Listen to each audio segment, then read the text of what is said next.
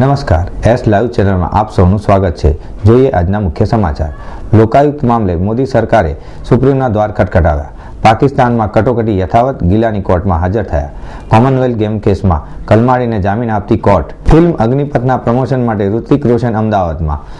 13મા ગુજરાત રુદ્રાક્ષ મહોત્સવનો અમદાવાદમાં પ્રારંભ કરાવતા દિલીપ દાસજી મહારાજ। ટ્રી હાઉસે ભૂલકાઓના અભ્યાસક્રમમાં સોશિયો ડ્રામેટિક નાટકોનો સમાવેશ કર્યો। જોઈએ સમાચાર વિગતવાર। ગુજરાત હાઈકોર્ટે લોકાયુક્ત ચુકાદાને બહાલી આપી ત્યારબાદ આજે ગુજરાત સરકારે હાઈકોર્ટના ચુકાદાને પડકારતી એક અરજી સુપ્રીમ કોર્ટમાં દાખલ કરી છે।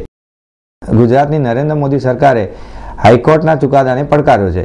અહેવાલમાં જણાવ્યા અનુસાર ગુજરાત હાઈકોર્ટના જસ્ટિસ વી.એમ. સહાયે રાજ્યપાલ દ્વારા કરાયેલી લોકાયુક્તની નિમણૂકને પડકારતી ગુજરાત સરકારની રીટ પિટિશન રદ કરી લોકાયુક્તની નિમણૂકને બહાલી આપી હતી। આ ચુકાદાથી થયેલી પીછેહટ બાદ રાજ્ય સરકારે તાકીદે કાયદાકીય નિષ્ણાતોની સલાહ લીધી હતી। ત્યારબાદ આજે સવારે આ અંગે રીટ દાખલ કરી હોવાનું જાણવા મળી રહ્યું છે। ગિલાની તિરસ્કાર કેસ સંબંધમાં આજે પાકિસ્તાનની સુપ્રીમ કોર્ટમાં હાજર થયા હતા। સમગ્ર મામલાની સુનાવણી ચાલી હતી। તે સમયે કોર્ટમાં કેબિનેટના અનેક પ્રધાનો પણ ઉપસ્થિત રહ્યા હતા। બંને પક્ષોની દલીલો સાંભળ્યા બાદ ગિલાનીના વકીલે 1 મહિનાનો સમય માંગ્યો હતો, જેમાં સુપ્રીમ કોર્ટના જજે 2 અઠવાડિયાની રાહત આપી છે, એટલે કે ફેબ્રુઆરી સુધીમાં પોતાની નીતિ સ્પષ્ટ કરવાનું કહ્યું છે। ગિલાની પર આરોપ છે કે તેમણે જરદારી વિરુદ્ધ લાંચ કેસની તપાસ માટે સ્વિસ બેંકના અધિકારીઓને આગ્રહ ન કરવા કોર્ટનો તિરસ્કાર કર્યો હતો।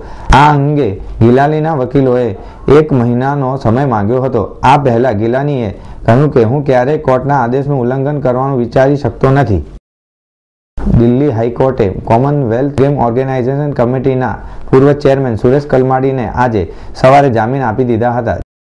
કલમાડીને મોટી રાહત મળી છે। કલમાડીને શરતી જામીન આપતી વેળાએ કોર્ટે કેટલીક શરતો મૂકી હતી। કલમાડીને રૂપિયા 5 લાખની બાંયધરીના આધાર ઉપર જામીન આપી દીધા હતા। કલમાડી ઉપરાંત એસોસિએશનના પૂર્વ ડિરેક્ટર જનરલ વી.કે. વર્માને પણ જામીન આપી દીધા હતા। વર્મા આ કેસના આરોપી હતા।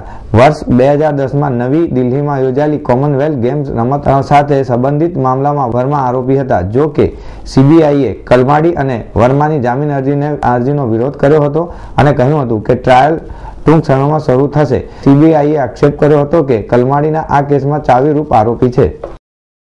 ફિલ્મ અગ્નિપથના પ્રમોશન માટે અમદાવાદ આવેલા રિતિક રોશને ચાહકોના મન જીતવા માટે ભારે પરિશ્રમ કર્યો હતો।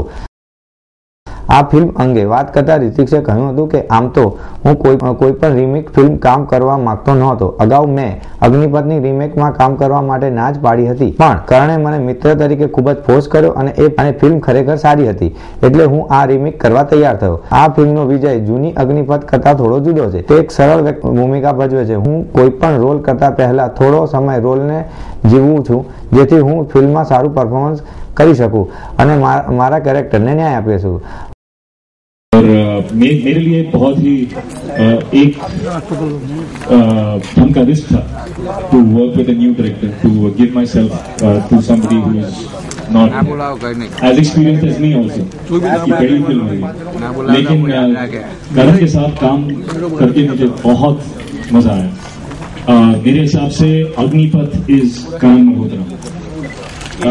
This entire film is his mind. ये उस इंसान की जो एक्सपीरियंसेस हैं उसकी लाइफ में, या all that he has learned, all that he has lived, he has put into this film. तो आप जो भी देखोगे इस फिल्म में, it is the mind of that theatre. અમદાવાદી ફેન્સની માંગણીના પગલે પોપ્યુલર સોંગ ચીકની ચમેલી પર ચાહકો સાથે ઠુમકા લગાવ્યા હતા।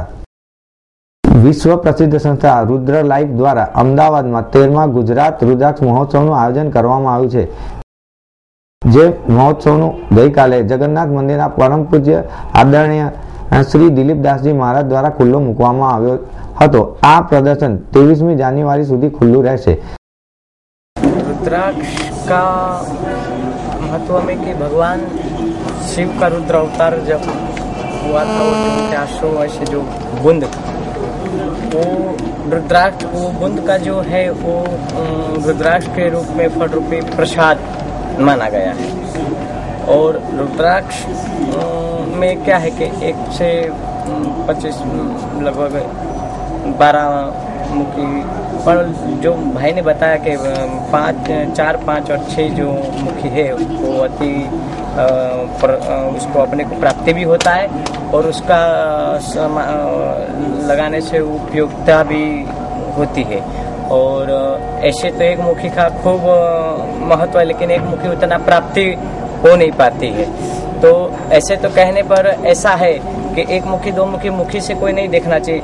रुद्राक्ष अपने मानते हैं कि भाई भगवान शिव की प्रसादी है, तो सभी मुखी वाला जो भी मिल जावे वो भगवान के प्रसादी के रूप में मान्यता रख के उसका प्रसाद के रूप में उनकी वो कार्यरत में रखना चाहिए। रुद्राक्ष एक्चुअली शास्त्रों में तो सिर्फ एक मुखी से 14 मुखी तक का ही वर्णन है। 1 से 14 मुखी तक के रुद्राक्ष होते हैं, किंतु नेचर में 21 मुखी तक के रुद्राक्ष रेगुलर बेसिस पे पाए जाते हैं। कई लोगों का ये भी मानना है कि जिस प्रकार 27 नक्षत्र हैं वैसे 27 मुखी तक भी रुद्राक्ष होने चाहिए। रुद्राक्षના મહત્વ બાબતે પરમ પૂજ્ય દિલીપદાસજી મહારાજે જણાવ્યું હતું કે આપણા જીવનમાં તુલસીની માળા અને रुद्राक्ष જરૂરી છે, કારણ કે रुद्राक्षને શિવનો મહાપ્રસાદ તરીકે ઓળખવામાં આવે છે। रुद्राक्षથી ઘણા ફાયદા થાય છે। મુંબઈ સ્થિત રુદ્ર લાઈવ દ્વારા વિશ્વભરમાં 450 થી વધારે સફળ रुद्राक्षનું પ્રચાર અને પ્રસારનું પ્રદર્શન થયેલું છે। અલભ્ય એવા रुद्राक्षના આ પ્રદર્શનમાં 1 થી 14 મુખી रुद्राक्षની સિદ્ધિમાળા અને અનન્ય ઇન્દ્રમાળા જેવી જેન્યુઇન કલેક્શન 1 થી 21 મુખી બીડ્સ તથા સ્ફટિક માળાનું અદ્ભુત કલેક્શન ઉપલબ્ધ રહેશે। દેશની અગ્રગણ્ય પ્રી સ્કૂલ ટેન ટ્રી હાઉસે તેના અભ્યાસક્રમમાં બાળકોના બૌદ્ધિક વિકાસ માટે સોશિયો ડ્રામેટિક પ્લેને અભ્યાસક્રમમાં સ્થાન આપ્યું છે। પ્લેમાં સુપર માર્કેટ ઊભું કરવામાં આવ્યું છે, જેમાં પ્રવેશથી લઈને તેમાં કરાયેલી ગોઠવણ, સલામતીના ધોરણો, વસ્તુઓની પસંદગી, નાણાંની ચૂકવણી, વાહન પાર્કિંગની વ્યવસ્થા વગેરે જેવી નાનામાં નાની બાબતને લક્ષ્યમાં લઈને બનાવવામાં આવ્યું છે। ટ્રી હાઉસ એક જ એવી પ્રી સ્કૂલ છે જે ફોલો કરે છે। મિસ્ટર ભાટિયા ટીમ સ્ટાર્ટ કરાવી છે। બેસિકલી સોશિયો ડ્રામેટિક પ્લેમાં છોકરાઓને રમતાની સાથે સાથે જુદી જુદી કોન્સેપ્ટ્સ અને લાઈફ સ્કિલ્સ શીખવાડવામાં આવે, જેમાં એ લોકો ઇન્ટરેક્શન કરે, ક્વેશ્ચન્સ પૂછે, ક્વેશ્ચન્સના આન્સર્સ જાણે, એ લોકો શેરિંગ શીખે, ટર્ન ટેકિંગ શીખે, પ્લસ બેસિક કોન્સેપ્ટ જે કન્ટેમ્પરરી જમાનાના જે તૈયારી જોઈએ છોકરાઓમાં એ થાય।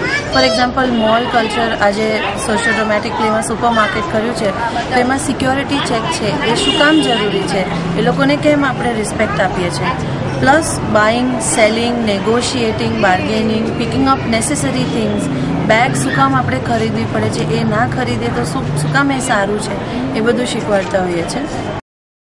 જેને કારણે બાળકોને કોઈ વસ્તુથી અનુભવાતા ભયમાંથી મુક્ત થાય છે અને વય વધતાની સાથે સાથે સામાજિક વ્યવહારમાં પણ તે પાવરદાર બની જાય છે। આ ઉપરાંત જાહેર જીવનમાં બાળક વધુ સારી રીતે પોતાની મૂંઝવણ અને તેના મનમાં ઉદ્ભવતા સવાલોના આસાનીથી કઈ રીતે જવાબ મેળવી શકે છે તેવી પણ તમામ વ્યવસ્થા આ સોશિયો ડ્રામેટિક પ્લેમાં કરવામાં આવી છે। આપ નિહાળી રહ્યા હતા એસ લાઈવ વેબ ચેનલ। નમસ્કાર।